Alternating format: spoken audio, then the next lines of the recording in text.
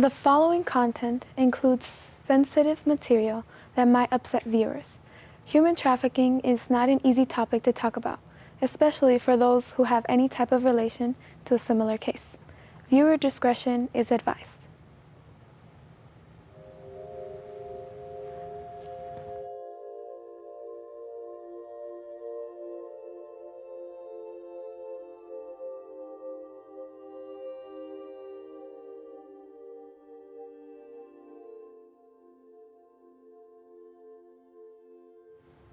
Hello everybody, and welcome to Stray.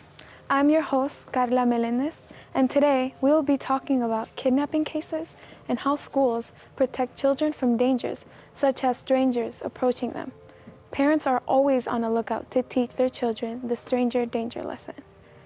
A retired special education director is here to guide us on how educators are trained to deal with trafficking cases. We will also see the testimony of a representative of a runaway program located here in Milwaukee and how they help out not only adults, but also children in need.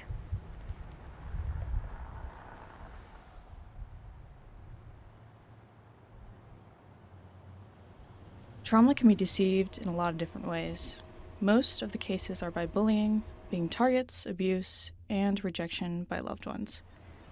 In a city like Milwaukee, there are many openings to potential cases of someone going missing.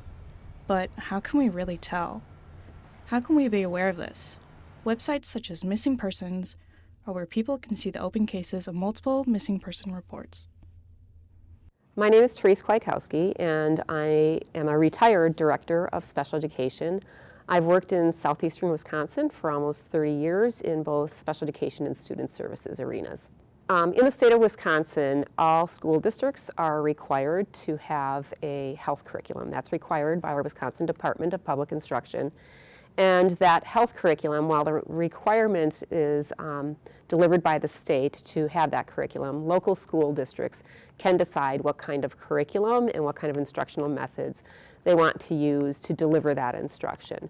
So in all school districts, they do have a health curriculum, kindergarten through 12th grade.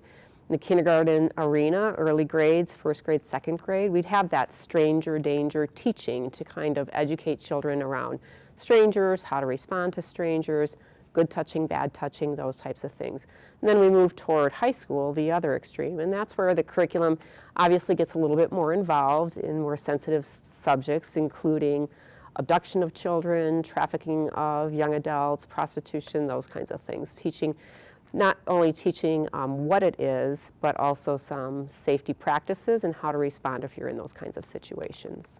Schools are always looking for new ways to keep improving their security to establish a solid system of protection. These efforts can help to avoid cases of missing children or being kidnapped by someone that they believe to be known as family or friend of the family. In Wisconsin, all educators in Wisconsin that are licensed through the Department of Public Instruction are identified by the state as what's known as a mandatory reporter. In other words, if they suspect any kind of abuse of a child or potential trafficking of a child or a significant risk, educators are mandatory reporters, meaning they need to report to Child Protective Services and the bigger systems, the police office or law enforcement system, but more importantly, Child Protective Services of their suspicions. That being said, so that requirement is in place about being a mandatory reporter. But in addition to that, the state of Wisconsin Department of Public Instruction also requires all educators to complete some online trainings that they offer through the state around child abuse and mandatory reporting. So every educator is required annually to complete this online training that covers, first of all, understanding what abuse is, how to recognize abuse, what are some risk factors, and then most importantly, what to do when we believe abuse exists, how to access those systems out there beyond school districts. Parents trust that schools will protect their children with protection policies while they're away at work. However, not all parents are concerned about what might happen while they're gone, since they may be the cause of abuse. Kids sometimes do not have the feeling of being comfortable with some teachers. So if a child comes to a teacher or a principal or anybody within the system and shares those concerns. The typical first response would be to access the student services team in a public school. So every school in the state of Wisconsin has this student services team, and that team is made up of school counselors, school social workers, psychologists, nurses, and their primary role in a school district is to ensure the health and safety of both students, staff, and families. So that division of student services works with all three of those groups. So in a situation where a child would report to a teacher, most teachers would know, or teachers should know, to go to their student services team and share that concern, because that's their role in the district, is to navigate and provide that emotional safety. The student services staff would most likely then get involved with a child, speak with the child, talk to them, possibly investigate a little bit more depending on how that investigation unfolds. But ultimately, in situations where there's an immediate concern that a child's unsafe at school, it's important for the system to access those greater systems that are actually trained in navigating those issues. Schools, that's where child protective services and law enforcement is critical.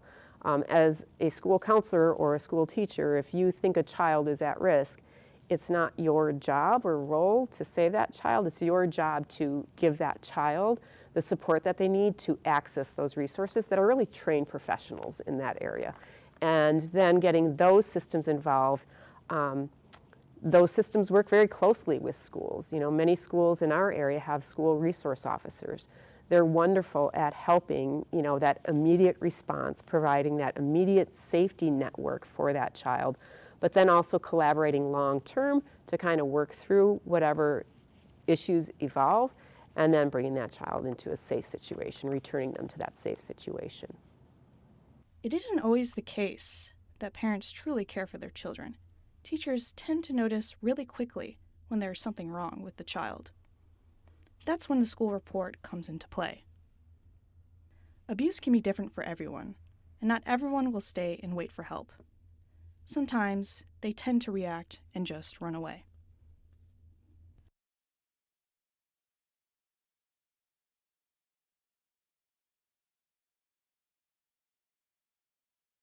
My name is Ridja Rahan, and I'm the Director of Volunteers and AmeriCorps Programs at Walker's Point Youth and Family Center. So at the Runaway program, we have our shelter for ages 11 to 17-year-olds. We are a voluntary facility, so that means it's really important that the youth come through and want to be at the shelter. We are not a punishment, and we are a shelter and a safe space for youth that want to come to the shelter. So we offer up to 2 weeks for the youth to stay at the shelter if they are experiencing any unsafe situations at home, or if they need shelter because they're economically homeless. We can do that at the shelter. We also offer 12-hour stays for people that need a shorter amount of time, and then when people are at the shelter, they meet with a therapist and go to school regularly. We have groups scheduled once a day, every day, where we meet together to work on different life skills or coping mechanisms, whatever the youth need at the time. So that's just a little bit about what we do at the shelter. In addition to that kind of work, we also help the youth with discharge planning. So as they stay at the shelter, we work with them to find a longer-term solution for whatever they're going through.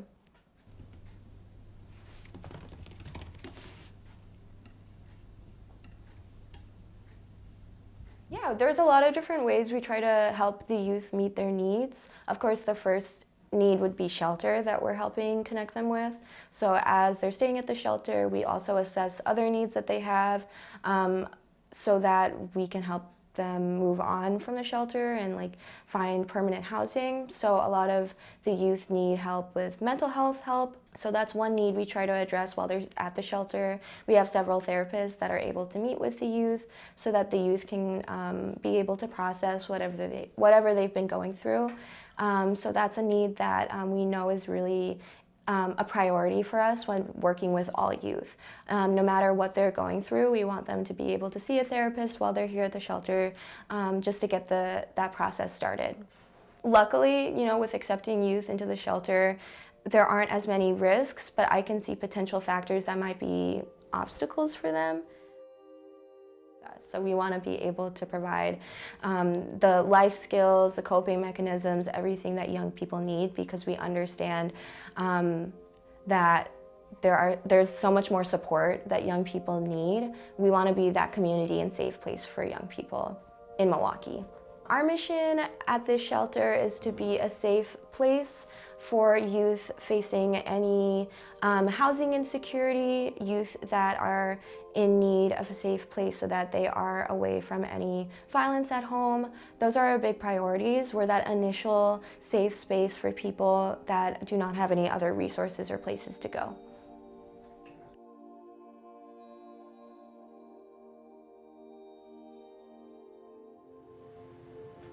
A direct quote from the Wisconsin Department of Public Instruction stated, "This often happens for the purpose of sexual exploitation or forced labor. Human trafficking occurs throughout Wisconsin, including rural, urban, and suburban areas." And now, joining us, a school psychologist and licensed counselor from the state of New Jersey, who is capable with dealing with children, youth, and parents when it comes to trauma, with an impactful story of a girl, just so we can understand the magnitude of the repercussions that take on a person after experiencing such a traumatic event. These cases can make such an impact on people that not everyone can handle the same way. Perhaps some cases tend to be more dense and complicated than others. This affects people in different ways, and the age of the child matters in a standard fact. For cases like this, there are people that are prepared and trained to deal with such delicate situations. Children spend a majority of their day actually more in school than at home with their parents. So schools have an integral part to play in, monitoring children, make sure children stay safe. When I get involved is if the first group of professionals that have contact with the children are obviously the school teachers. They are trained not just in teaching subjects, but also in child development. They know what's age-appropriate kinds of behaviors for their group of students, regardless of, determined based on the grade level that they're at. They get to be pretty expert at identifying what is typical and atypical kinds of behaviors. So they're always on the alert for signs that something might be troubling a child. They generally have a good relationship with the children in their class and may be approached by the child to share concerns that the child might have. Or they might see disturbing behaviors. As I said, they're pretty skilled in this, and they also receive training on a regular basis.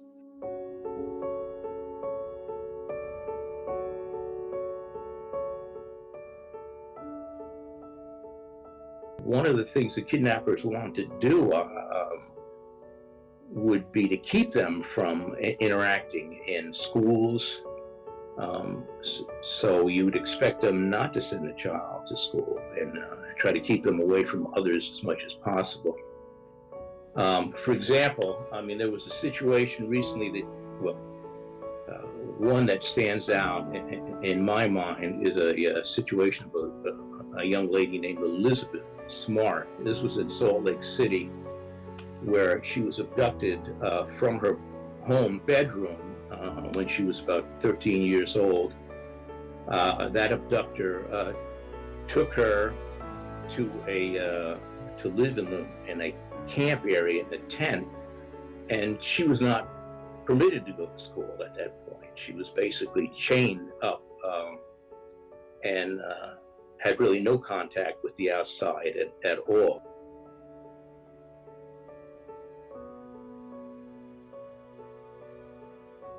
She was she was held hostage for 9 months, actually. And it took quite a while for authorities to be able to track her down. Once she was rescued, she would have then gone immediately to a medical facility for a complete medical assessment to make sure she was in, that her health was okay. And at that, and then shortly after that, she would be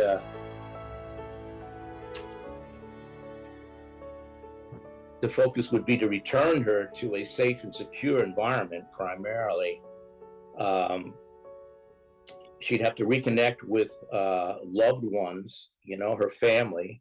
That's going to be crucial. She would be encouraged to, of course,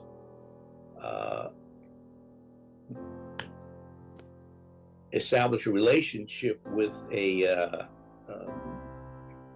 psychologist, therapist, psychiatrist. She might need a period of time in an inpatient situation. And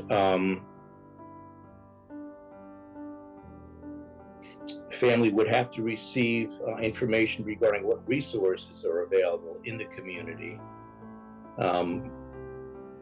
You do everything possible that you could to make her feel comfortable and help her readjust.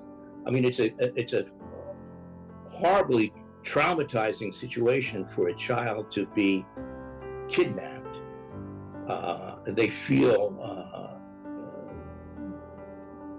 overwhelming different emotions, anxiety, depression, guilt, certainly a sense of helplessness. It even impacts their memory, and of course they're going to be angry at that situation and sometimes direct that anger inward, blaming themselves somehow that they were to blame for this happening. But children are very resilient, and if given a lot of support and care and love, they would be expected to bounce back from that kind of a terrible experience. The one thing she said when she was released was that she felt very embarrassed about what had happened, because she had been sexually molested pretty regularly when she was captured. She knew that engaging in sexual activity was absolutely wrong. That was something that she had been trained by her parents that this is not something that you do until you're married. And so she had to deal with shame and embarrassment associated with that. But she said that she never gave up hope, because she knew that she had been loved deeply by her family. And she always felt confident that she would eventually be returned to them. And that kept her spirit alive.